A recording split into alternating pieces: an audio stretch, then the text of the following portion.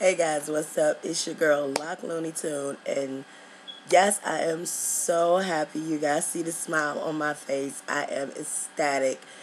Today was my initial consultation with my plastic surgeon for breast reduction surgery, and I am so happy to say that it went well. It just went so great. Like, this is phase 3 for me, and phase 3 is now complete, and it's on to phase 4. So basically what happened today was when I got there. So I'm just going to give you the rundown of what happened to me when I got there and what the process was and pretty much what we talked about. So initially when I got there, as you know when you become a patient, and in surgery or anything, they make you fill out all of these forms, consent forms, things of that nature. So that was like a book. So I filled that out. After that, once I went into the back, I changed and everything, and I got to talk to the plastic surgeon's assistant first.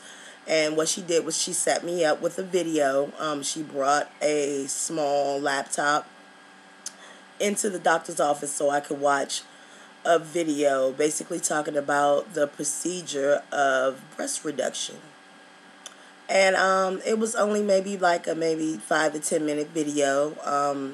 Once that got finished, she came back in, took my blood pressure. It was 111 over 66. No, 111 over 63, which is really, really good. She said your blood pressure is good. I weighed in today. I was 286 pounds. Yes, I am still in the 280s. That's, an issue in itself, trying to get out of the 280s. But I saw that number and I was like, okay, I'm in the 280s, still in the 280s. So I'm not gaining a whole lot. I'm not losing anything right now, either. So moving on, then my plastic surgeon came in. Dr. Vakisha Fripp is her name.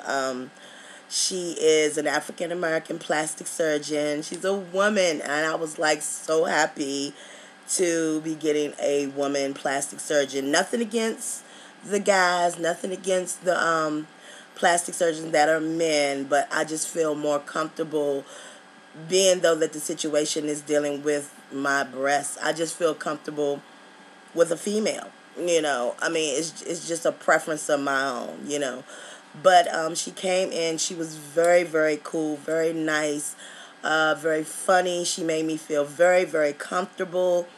And she basically talked to me about the procedure and as far as me being a good candidate for breast reduction surgery. So basically getting the story of my background as far as my medical history. I also told her that my mother passed away from breast cancer. I have a history of breast cancer in my family.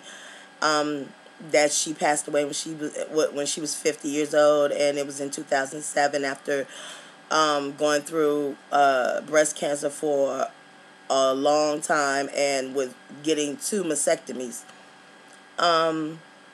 Also, I just talked to her about me having large breasts ever since the age that I can remember, maybe 16 or 17, and just the pounds. As far as the breast is concerned, they got larger as time went by. The more I had children, they just got larger and larger. I told her about my recent weight loss, and although that I have lost about 45 to 50 pounds total since the very beginning of my journey, even though I've lost that weight, I have not lost a considerable amount of weight in my breast. So she said, she decided to measure me and everything. So I was getting my initial measurements. And so, she took, measurements and everything. And I found out today that one of my breasts is larger than the other one. But I kind of figured that just because of the way my bras fit. But it was confirmation for me today. Then she had told me, this is when it all got so real with me, because she was just like, in order for your insurance to pay for this procedure, what they would like to see is that you are losing weight, to see how serious you are because you are overweight. Totally understood that, totally expected it. So then she said, because I am right now 286 pounds, she would like for me to lose about 20 pounds before the surgery. I said, okay, that's doable. She said 20, at least 20, 30 would be perfect, but she said at least 20. If you could lose 20, it would help the situation. So I said, okay, fine. Not as easy as, said, what I'm saying? It's not as easily done as, is being said. You can easily say that, but 20 pounds, that's work. So, she also said she also has, there's a zero tolerance policy, and she has this in her forms that they will be testing for tobacco use, nicotine, cigarettes, and all that. And I do smoke. You guys know I smoke. And I know I'm not supposed to be smoking because I have a history, I have asthma and a whole history of bronchitis and stuff like that. And she already knows. She's like, well, I know done heard the stories. I know you've heard the speeches that doctors have given you about not smoking because it's just bad for you. And I'm like, yes, I understand. And I have been trying to quit. I've just, needed to mention that to her. Also, so what she said is that she would require all candidates for surgery to not smoke for at least 3 weeks before the surgery. Now, this was a shock to me because I thought it was 3 months. You know what I'm saying? This is when, your research can go completely wrong. It depends on the situation. What I've researched was that you would have to quit smoking at least 3 months before surgery and a month after.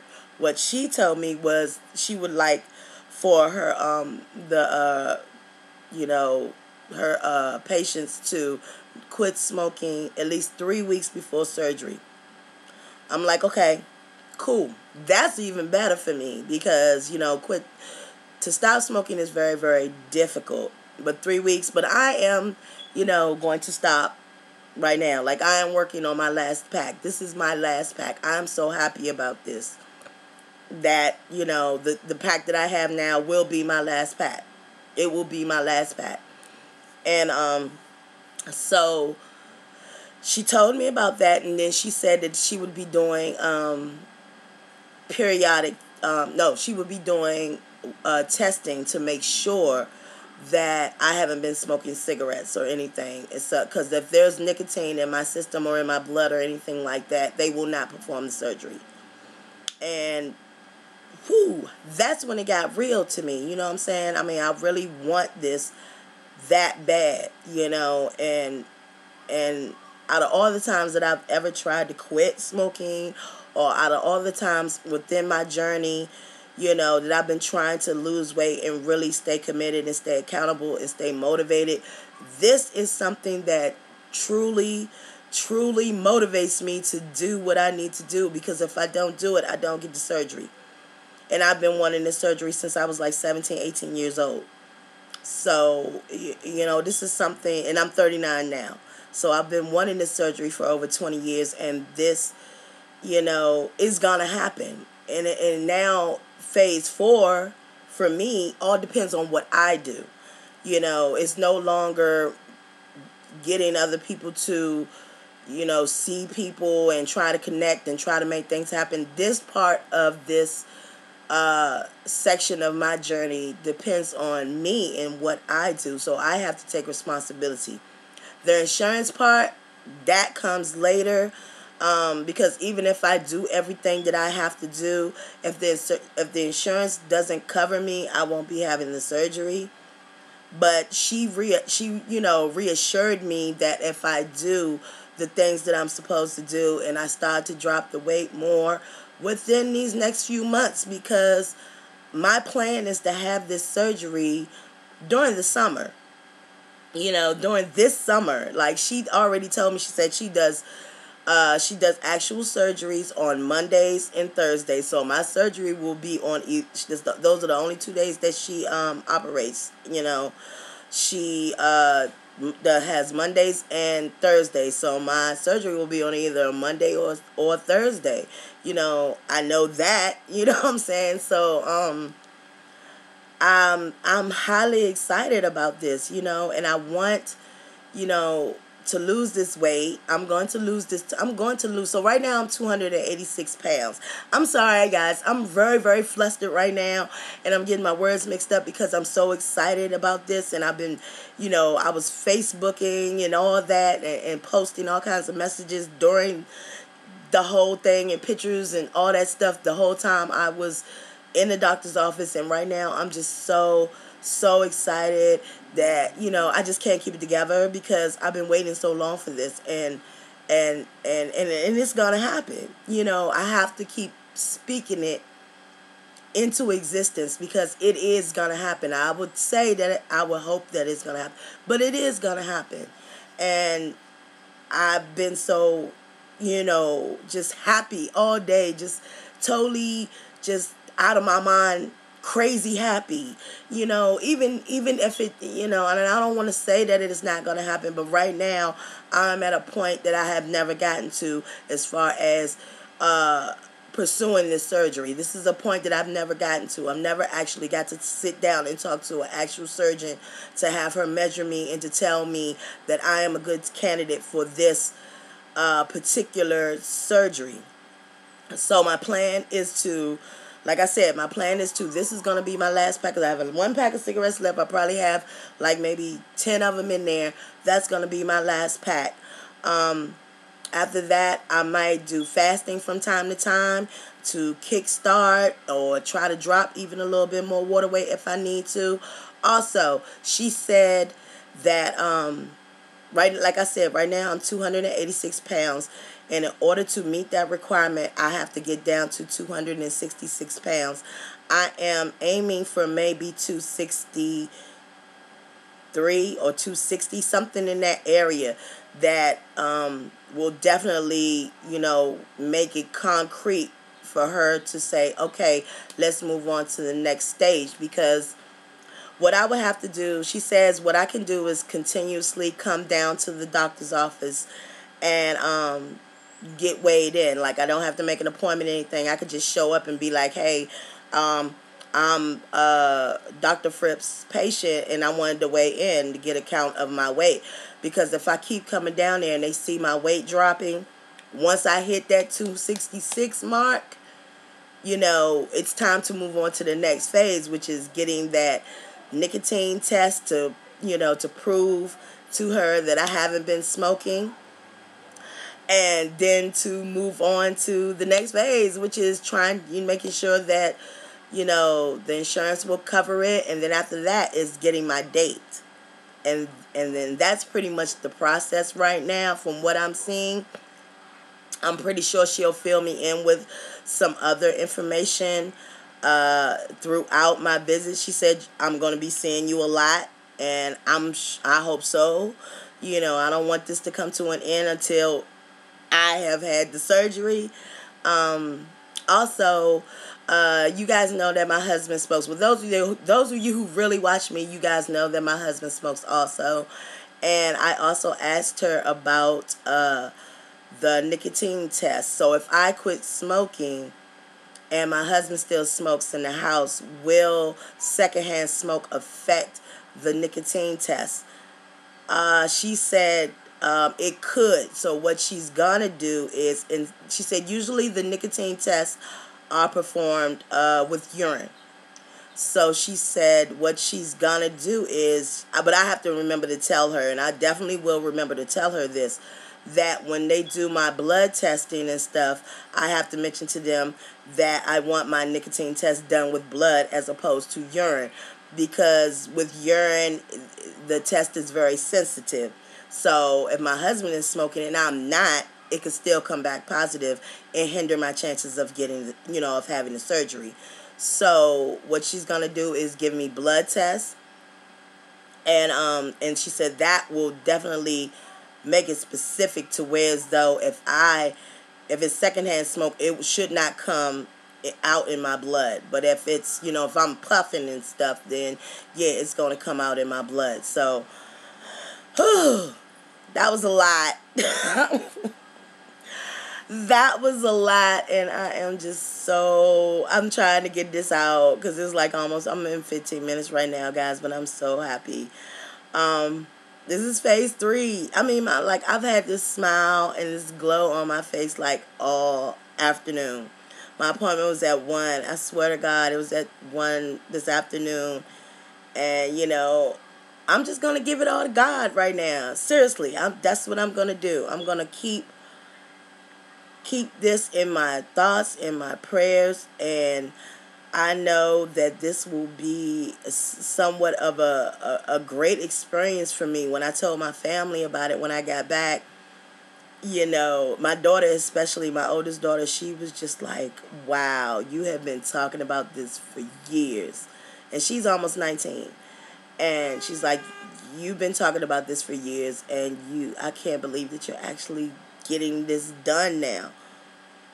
And it's been so long, you know, but I just wanted to fill you guys in because it's been a long time, and I wasn't going to come back with a breast reduction surgery video until I had this initial consultation so I could tell you guys everything that happened to me today. I am excited. I am pumped. I am ready. I am going to lose this. I'm going to lose this 20 pounds.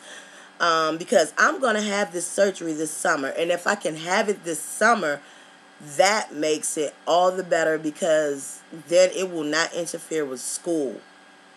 It will not interfere with school because she told me that the recovery time is about 2 weeks.